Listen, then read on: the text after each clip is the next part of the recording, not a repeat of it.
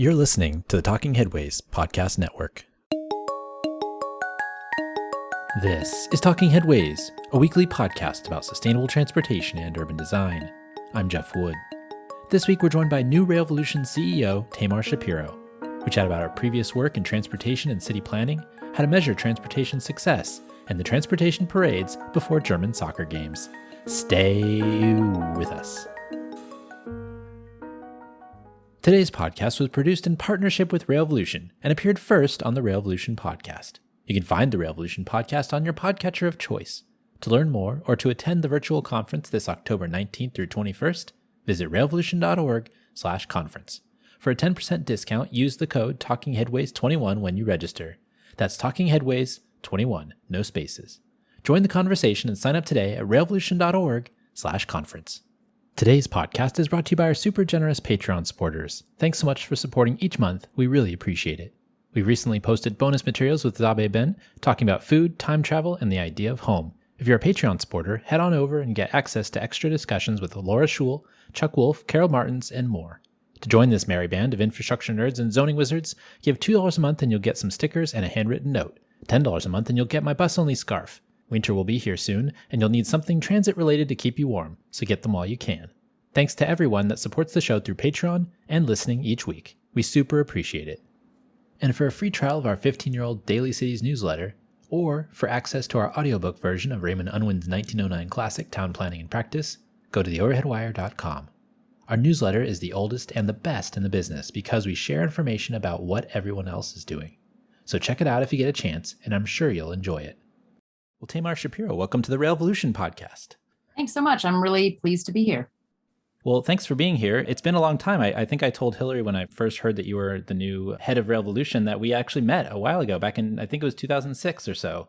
I was in Rhode Island for a Governor's Institute work with you and Harriet Tregoning, and that was my first work trip ever for Reconnecting America at the time. So we go a long way back, even though I haven't talked with you much between then. No, I remember that trip. That was just after we'd launched the Governor's Institute on Community Design. It was our first work trip for that organization. So we learned a lot. And Rhode Island doesn't have a streetcar, which I guess that's one of the things we were talking about, but I guess they went a different direction, which is totally fine, especially what we know now about streetcars and how they work and what works for cities. So that was fun. It's just kind of a fun reminder. But before we get started for the rest of the show, maybe you can tell us a little bit about yourself. Sure. So I guess I've been working on issues related to urban policy for a couple decades now. And it grew out of interests I developed as a child. So I spent a lot of time when I was young moving back and forth between Europe and the US for family reasons. So pretty early on, I saw how very different cities could look. And I also recognized, I think, pretty early on, that a lot of those differences weren't just coincidental, that they were the result of decisions that had been made and that they could be made differently. And so it was that kind of awareness and the going back and forth between these different environments that really got me interested in cities to begin with. And then I went on to study law, which was great in many ways, but I don't think I was destined to be a lawyer. There were many things about it that were wonderful, and I ended up practicing affordable housing law, which definitely fit both my interests and my values, and I slept well at night, and I felt like I was doing good work. But I would sit in meetings and find myself envying the clients, which in the case of that job were mainly either public housing authorities or nonprofits, and thinking, they're making the kinds of decisions that I want to be a part of. And so that's when I found myself leaving the law to do urban policy work in the nonprofit sector, which I've now been doing for a couple decades and continuing at Volution. Are there lots of lawyers that don't sleep well at night? You'd have to ask them. I don't know. Well, what were some of those places that you lived abroad? Where were you coming back and forth to in that time period? Primarily Germany. My mother's German. My family, is from there. And so I spent a lot of time in Germany, both as a child and as an adult, and actually spent a couple years between 2017 and 2019. I also lived in Germany again. And that was definitely another opportunity for me to see what a city with a really wonderfully functional public transportation system was like. We rented a place, and for the first 3 months, I remember thinking to myself repeatedly, isn't it wonderful? We got so lucky with this particular place. We can get anywhere we want to go on public transportation. Isn't that great? But of course, about 3 months in, I realized it had nothing to do with where we'd rented the house. It would have been true virtually everywhere in the city. So yet again, even as an adult, there are eye-opening moments from seeing different contexts.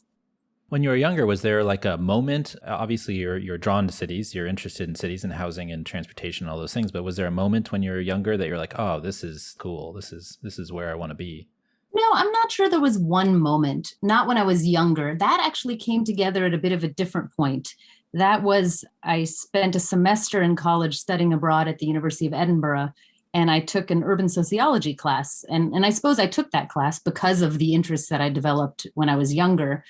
But really, that was a moment that brought a lot of things together for me. We were sent off to do a research project on the changes in commercial main streets in Edinburgh and also in some of the towns surrounding Edinburgh, interviewing shopkeepers who had been there for a long time, interviewing some shopkeepers we tracked down who were no longer there because chain stores had taken over in place of their small businesses.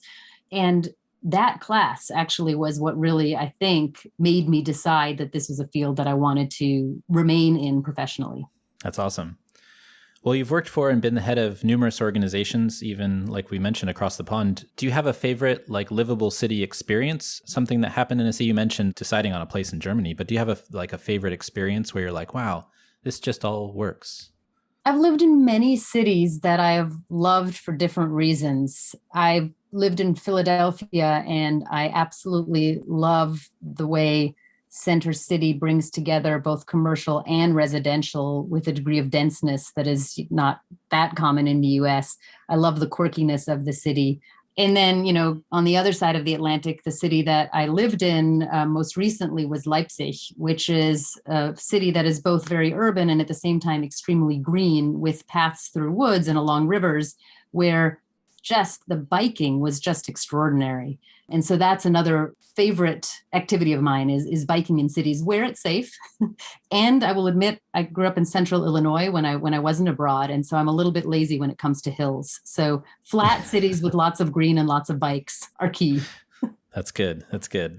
That way you don't have to walk uphill in the snow both ways. Yeah. Like our parents always talked about. Well, you're now the CEO of Revolution. How have the first few weeks been? It's been a whirlwind. I've been there just over 2 weeks now, and I expected it to be a whirlwind. I think starting any new job like this is always very intense, a lot of listening, a lot of learning, a lot of trying to figure out what's already going on. And of course, I have ideas that I'm bringing to the mix as well, but I really believe in taking the time to listen first and learn from those who've been doing the work for a long time. It's been great. Despite the fact that Volution is based in Minneapolis, I will remain based in DC, but I've already taken my first trip out to Minneapolis, which was also my first post-pandemic work trip. So it combined many different novelties. How did that feel? The post-pandemic part honestly felt strange. It was strange to be on a work trip again. It's been a long time since I think many of us have been traveling, of course, but also in settings with groups of people indoors. I've been lucky enough not to have to be in those situations over the course of the pandemic. Of course, there are many people who are not that lucky, but it definitely felt like a big change. On the flip side, getting out there and getting to know my new colleagues and getting to know the Volution world was wonderful. Is there anything that you've learned about Volution that you didn't maybe know before?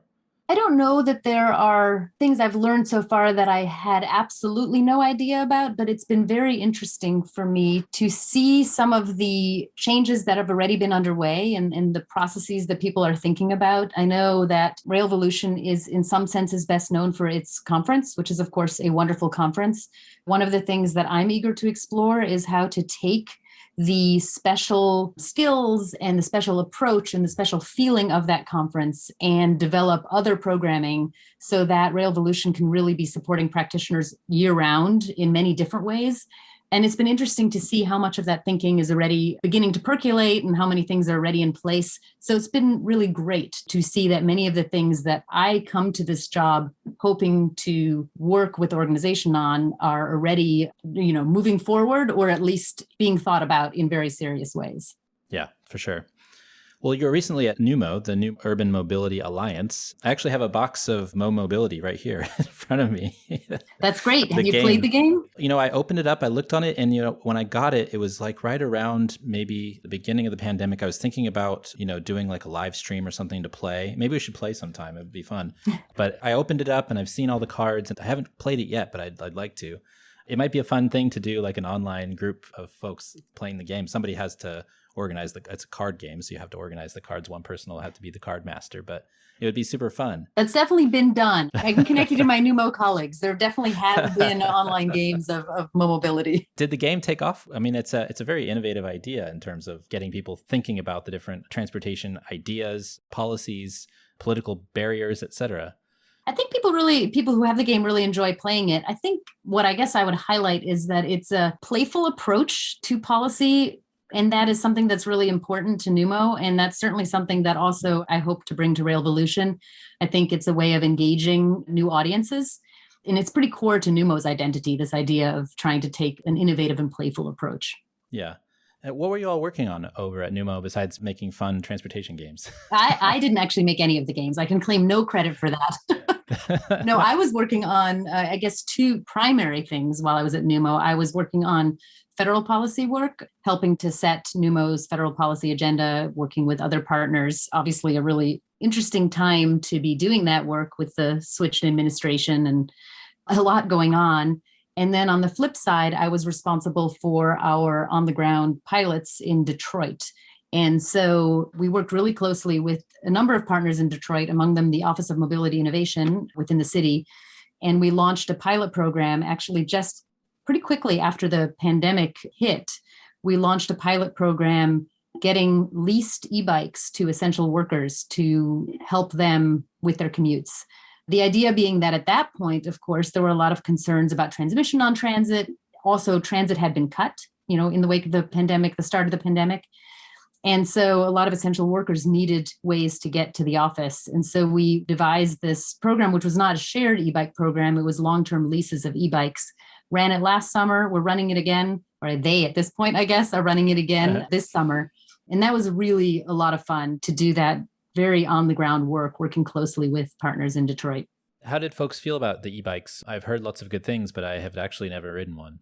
Well, it was a small pilot. We had a fairly small number of e-bikes at our disposal. They were donated by GM. And so the pilot was not huge, but those who did use the e-bikes had overwhelmingly positive things to say about their experience with the e-bikes. We did surveys, obviously, to try to track the success of the program. People loved having access to the e-bikes.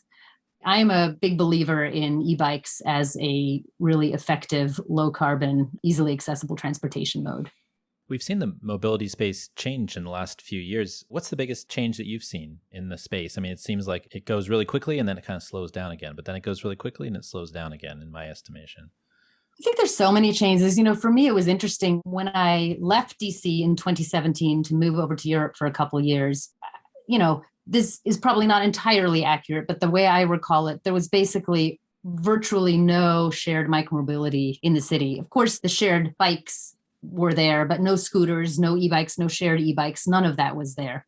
And then when we returned 2 years later, it was like a completely different world with these new mobility modes just absolutely everywhere, with both the good and the bad that brought with it, because obviously they often weren't, regulated as one might wish, and people weren't using them as one might wish. But obviously they brought additional options. So that change was really remarkable for me because I missed the moment in which it happened and then came back to a completely different world. I think the key that I see looking forward is to find ways to better integrate those modes with transit, which in my view has to be the backbone of any multimodal system. And there are places that do this better and there are places that don't do it so well. And there's many open questions still. But I think that integration, both the physical integration, where you can connect these modes physically in a place, but also technologically in terms of integrating payments, I think that's going to be a key challenge and also opportunity in coming years. Yeah, we recently chatted with Andrew Salzberg from Transit, and we were talking about open source mobility, futures, and it was interesting to hear his take on those ideas. And also just thinking about, what the future of transit and micromobility and general mobility might be, especially after the pandemic. I feel like, it's gotten to a certain extent, some bad publicity almost, as well as some hard times because of the pandemic. How do you think we come out of the situation we're in right now, where we kind of have some low funding, we have the trips to work are not as big as they were before? Is there a new normal? How do we come out of the pandemic, and what do you see as the future of these connections? I think coming out of the pandemic, I've seen a lot of references to wanting to bring back the riders that transit systems used to have. And that is critically important. But I actually think that the more important question is, how can we build the transit system that we really want to have? It's not just about bringing back riders who used to ride transit, it's about creating a system that works for everyone. And I think it's kind of a moment to take a step back. Of course, it's in many ways a desperate moment, given the ridership levels that have plummeted during the pandemic. But it's also a moment of opportunity. Who knows what will happen at the federal level? A lot of that is still unwritten, but there's at least the possibility that we will have really significant investment in transit. And the awareness of the importance of transit, I think, is higher than it has been in a long time, particularly the importance of transit to essential workers and to transit-dependent populations, which of course tend to be BIPOC communities or lower income communities. And so I think there's just a very high awareness of the equity implications of funding or not funding transit at this stage. So I think while there's a lot to worry about, I actually think there's a huge amount of opportunity right now. I mean, that's another interesting thing. We've talked about, rush hour changing and the types of trips that rush hour serves, especially if you're doing express buses and the types of things that may cost a bit of money, but they're focused on that, couple of hours area. Maybe shifting the landscape overall is actually more beneficial from an equity standpoint. Yeah, I think it's very unclear what exactly will happen with travel and employment patterns post-pandemic. And of course, a lot of people are working to try to figure that out. And a lot of people are trying to plan ahead. We don't know what will happen yet. We've just been dealing at Volution with this question of what do we do, coming back to the office or not, hybrid or not? What does that mean for the size of the office? What does that mean for the lease? These are really concrete questions that organizations are facing right now. And those decisions are being made right now. So I think it remains to be seen. But what I love about Volution's mission is the fact that it really focuses in on the connection between transportation and land use. Because in my view, what this is really all about is access. It's about the fact that people need access to jobs and to healthcare and to education and to parks and to food and to, all those daily or regular needs. And that can be solved through transportation, but it can also be solved through land use and community development.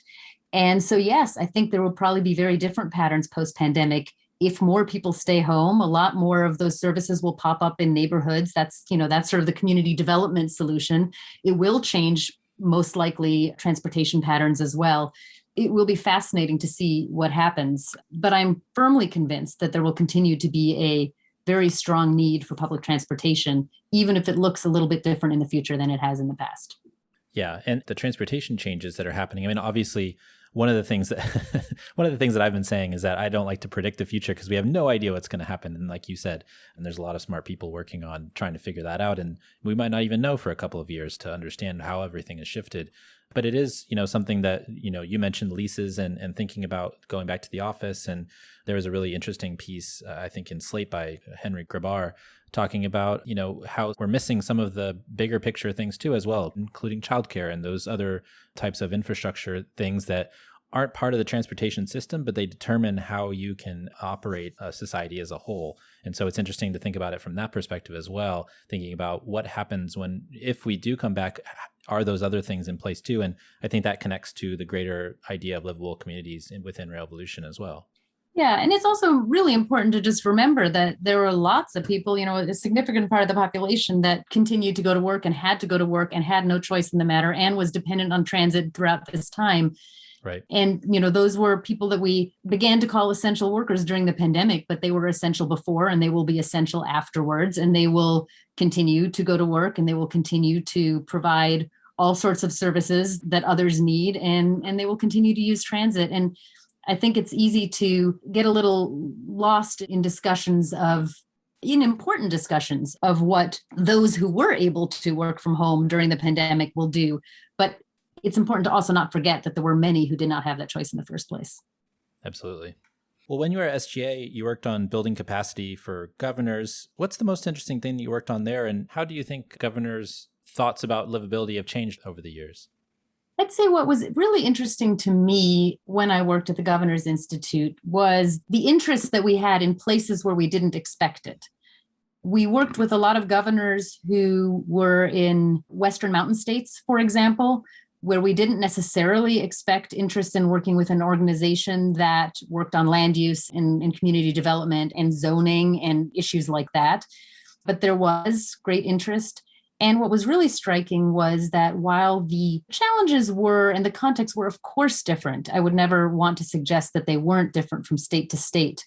There were surprising similarities as well. So I would say the similarities of the challenges that we discussed with governors and with their cabinet secretaries outweighed the differences. And I think that was, to me, the most interesting piece, and something that we tried to convey every time we came into a new state. The first thing we heard was, well, everything's completely different here. And understand that sentiment. And I also think things are different from place to place. But we would sort of cautiously and slowly say, well, maybe not as different as you think. Maybe there are actually things that can be learned from other places. So I would say that was, for me, the most interesting piece. In terms of what's changed at the state level, I think for me, one of the most interesting experiences at the Governor's Institute was actually doing work in Wyoming, where the governor asked us to, which was very unusual. This was not normally the Governor's Institute consisted of fairly small group workshops with governors and their cabinet secretaries talking through detailed issues with some experts in the room. But in Wyoming, the governor at that time asked us to put together a conference that would bring together a large swath of, hundreds of sort of local leaders from Wyoming to help define the future that they wanted for their state. That was a very different experience from what we normally had, but it was absolutely fascinating. And fascinating, again, to see that the things that the local leaders wanted for their communities was really not very different from what local leaders all around the country wanted for their communities. It was a really fascinating and eye-opening experience. So that's probably the institute where I learned the most. Nice. Well, you're a lawyer, you've worked in housing as well. You've worked in transportation and on design. What's something you think these different silos connect on, or something that maybe they feel disconnected about? Like, all of these things are separate when we make rules and laws. And a lot of times we talk about housing, we talk about transportation. We'd like to talk about them together, obviously, because that's where we're coming from. But are there places where, in your experience, they've felt a little bit disconnected? And are there places where they felt really connected? I think they are still too often disconnected, despite an awful lot of work over the past decades to try to better connect transportation, land use, and community development. Actually, just the jobs that I've had, I've always been most interested in the connections between these different aspects of urban policy. And yet I've often found myself in jobs where I'm not really addressing those connections, where I'm addressing one or the other. And again, that's part of what appealed to me about Volution was the explicit focus on the connection between transportation and land use and community development. I guess I think that to really change how people approach these silos, the connections have to be embedded in daily practices in really mundane ways that I don't think they are yet. Just embedding transportation and land use overlap at all levels of government, in every manual that is out there, of which there are many, in every sort of planning process and every step. I think that's what it will take to actually change and to try to bring together those fields. And there's been a ton of work moving in that direction. I don't mean to suggest there hasn't been. And yet it is surprising how often transportation decisions and land use decisions are still made in isolation. I think one of the ways to bring these fields closer together is actually through community engagement and community involvement, which is, of course, hugely important for many, many reasons, including the fact that our transportation system has basically been defined by inequity and by racism over decades, and there's a real need to undo that. And same is true of our land use system, of course.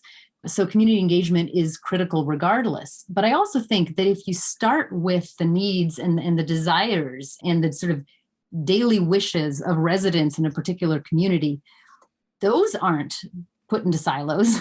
Those are definitely holistic. And so I think if that's what you start with, you're going to get a much more holistic outcome at the end as well.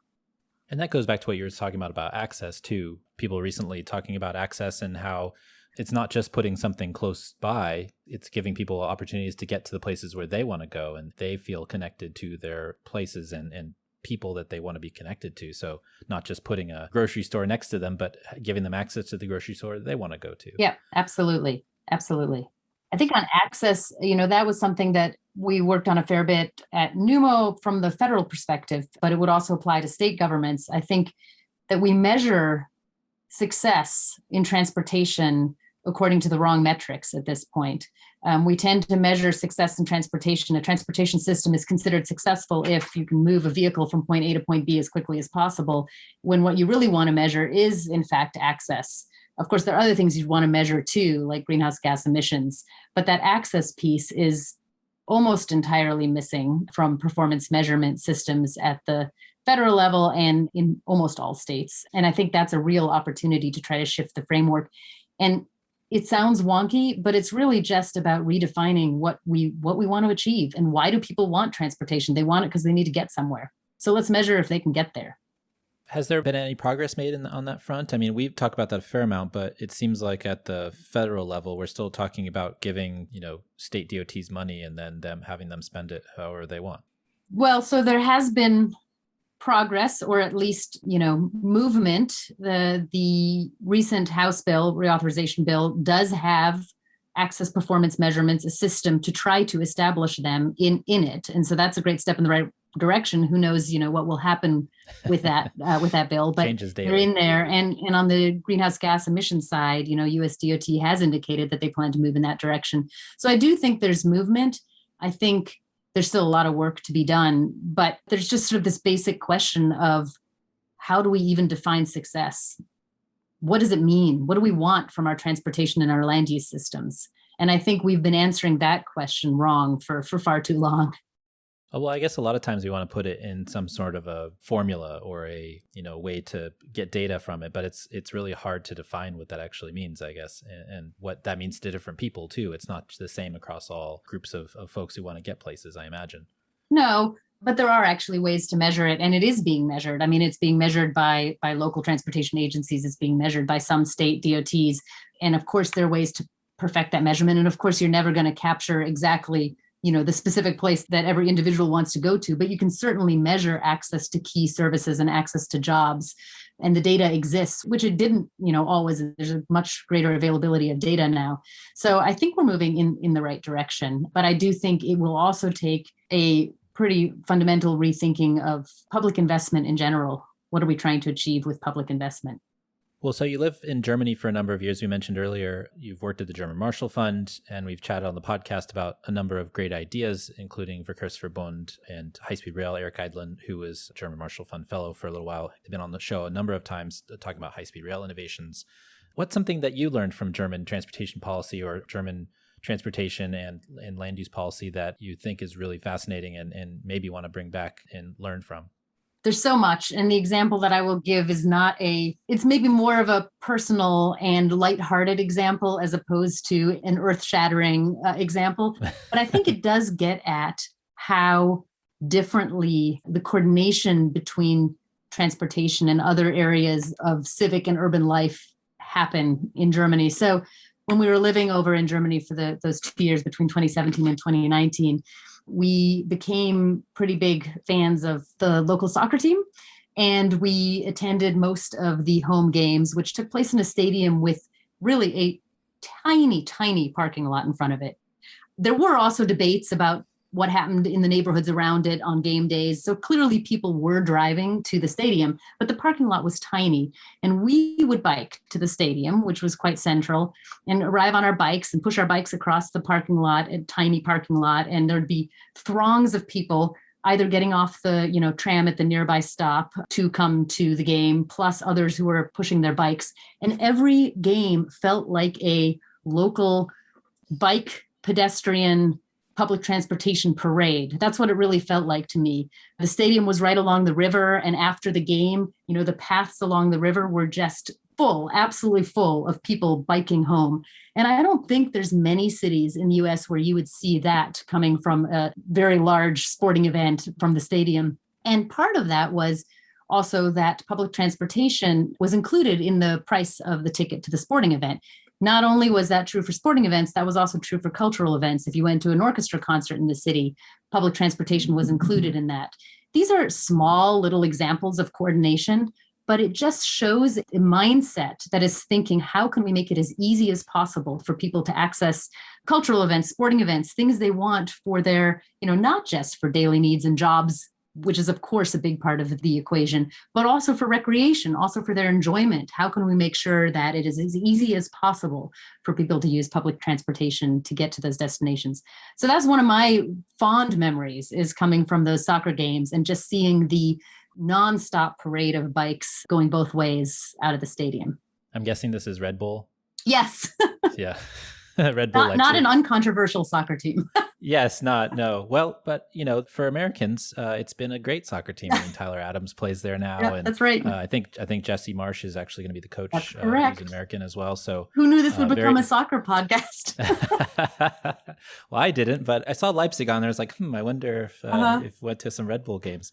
I'm a huge soccer fan. It's one of my favorite sports. But yeah, I mean, it's really interesting because one of the things, I went to the Olympics in 2012 in London, and one of the things that I was really excited about was going to the women's soccer final, where fortunately we won the gold. But I was there and I got off the train, and there was this huge promenade that goes from the train station to Wembley. And, it's so huge that, throngs of people can walk from the train station to the stadium. And I just remember that in my mind, going back up the steps and looking back on the promenade towards the train station when I got to the top. And it was just an amazing look at humanity. And it wasn't just the Olympics, obviously. It happened this last, a couple weekends ago with the Euro final, which was also at Wembley. You could see that promenade displayed in many of the pictures as well. And so I think sports is an interesting connection because for a lot of people, it might be their only connection to public transit. I know here in the Bay Area, a lot of people take BART and Muni to Giants games. And it's something where I think that a lot of those folks, they might not use it otherwise. But for the games and for these special occasions, going to a concert or whatever else, even for the A's games as well. I mean, thinking about going to A's or Warriors when they used to be over at Oracle, those might be the first introductions for people for transit or even biking. So it's a really interesting connection that can be made between sports and the transportation. Even though it's a special event, it's a special event for many because their first time maybe taking transit. Yeah. Mm-hmm. And I think it's really important to get people on transit. That first time, taking it, if people are unfamiliar with transit, I think there's a hurdle to overcome there. And then once you've figured out that first ride and you've taken that first, trip on the system, it all becomes demystified. And it's kind of rush hour on steroids, right? I mean, it's because you're trying to fit so many people into a small area. Here's another interesting question for you. So if you could design a front page or a lineup of stories to cover the issues that you think are the most important for livability, what would you include and what would you include on page one? I think there are two things that if you're talking about livability and this transportation, land use, community development connection, I think there are two things that would really have to be on page one. They're the two overriding issues. And the first would be repairing a transportation system that has been deeply shaped by racism and by inequity. That would be the first. And then the second would be addressing climate change. And so I think there's a lot underneath both of those. I also think they are connected. The two goals go hand in hand, not least because the impact of our carbon intensive transportation system falls also unequally on those very same communities that tend not to have access in the way that we've been talking about. So I think those two issues would really rise to the top because there's an imperative now to tackle both of those injustices. There's just no time to wait. And I think there's a lot you can unpack within each of them. I think one of the things that I'm really interested in exploring at Volution, for example, is in the context of rethinking public investment and what that means, is this idea of community wealth building. And is there a way that we can connect transportation to the need to create opportunities for community wealth building, particularly in BIPOC communities that are those that have, been most harmed by the inequities in our transportation system. Whether that means, thinking through wealth building using real estate that is owned by transit agencies, which, is of course has all sorts of potential issues associated with it, particularly at a time when transit ridership is low and there may be need for funding. But I think it's really important to think that through or just exploring new community ownership models in areas adjacent to transit. So I think that question of how we can connect transportation to building community wealth is something that I'm really excited to explore. And then on the climate side, I would say, part of what I'm excited about is there's a lot of talk about electrification right now, which is really, really important. But it's also important to say clearly that electrification is not going to be enough and not soon enough, and that transit and bike and pedestrian solutions have to be on the table and have to be supported. And so I think that is another area where I'm really excited to work with Volution. Is there anything on the gossip page on the back page? On the gossip page. I'm not a big fan of gossip pages. Me either, but it's a fun kind of, if you were to put something there, it'd be interesting to hear.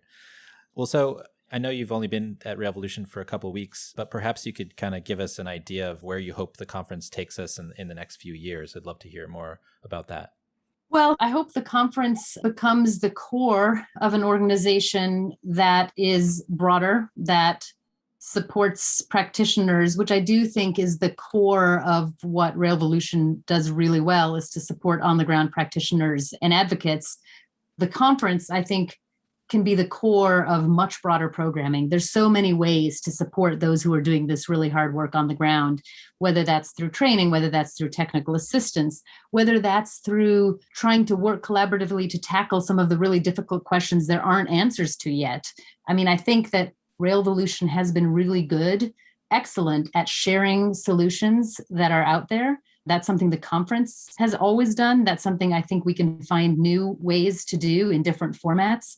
I also think beyond that Volution can and should be part of working with its partners, and has in the past. But I think we need to continue to work with our partners to find new solutions to new challenges. And that's the piece that I'm really excited about, is how do we develop partnerships that help us take on some of the hard challenges and push the boundaries and come up with new solutions and new ideas that can meet the very strange world that we find ourselves in today. Well, Tamar, where can folks find you if they want to reach out and say hi, or if they have any questions for you? The best way to reach me is via email, and that email is tamars@railvolution.org. It's also on the website, so if anyone forgets or doesn't hear it right, you can always find me on the Volution website and look me up that way. Awesome. Well, Tamar, thanks for joining us. We really appreciate your time. Thanks so much for having me. I was excited to be part of this podcast and really excited to get started on the work with Volution. And thanks for joining us. The Talking Kidways podcast is a project of The Overhead Wire and posted first at Streetsblog USA. Thanks to our wonderful Patreon supporters for sponsoring this show and Mondays at The Overhead Wire. You can support the show by going to patreon.com/TheOverheadWire. You can sign up for our 15-year-old newsletter at TheOverheadWire.com. And you can listen to the show on your podcatcher of choice, including Spotify, Stitcher, SoundCloud, iHeartRadio, and Apple Podcasts. And if you can't find it there, you can always find it at its original home at usa.streetsblog.org. We'll see you next time at Talking Kidways.